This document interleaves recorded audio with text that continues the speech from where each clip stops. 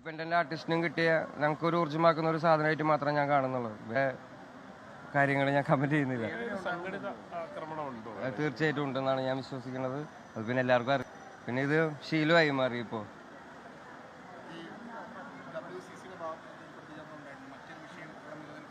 ആ കേസിൻ്റെ കാര്യമാണ് പറയണത്.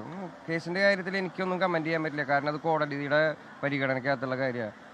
അത് കോടതി തീരുമാനിക്കട്ടെ എന്താണ് അതിൻ്റെ കാര്യങ്ങൾ. എനിക്ക് നല്ല വിശ്വാസമുണ്ട്. ആണ് ആണ് ഓ പിന്നെ തീർച്ചയായിട്ടും. അതൊക്കെ വെറുതെ അനാവശ്യമായിട്ടുള്ളൊരു വിവാദമാണ്. അതൊന്നും ഭയങ്കര അൺനെസസറി ആയിട്ടുള്ള കാര്യങ്ങളാണ്. ഒരുപാട് ആൾക്കാരും ഉണ്ടെന്നിടയിലേ ഞാൻ ഓക്കെ ശരി എന്ന് പറഞ്ഞു പോയതാണ്. ആകെ പണി വാളിപ്പോയത്.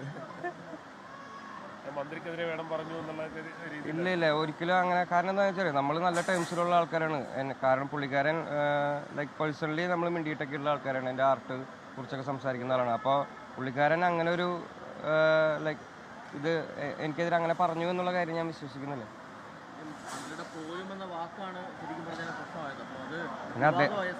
ആണ് പിന്നെ അദ്ദേഹം ഇച്ചിരി വയസ്സൊക്കെ അയാളുടെ മനുഷ്യനല്ലേ. നമ്മൾ ഇച്ചിരി കരുണയൊക്കെ കാണിക്കണം എന്നാണ് ഞാൻ വിശ്വസിക്കുന്നത്.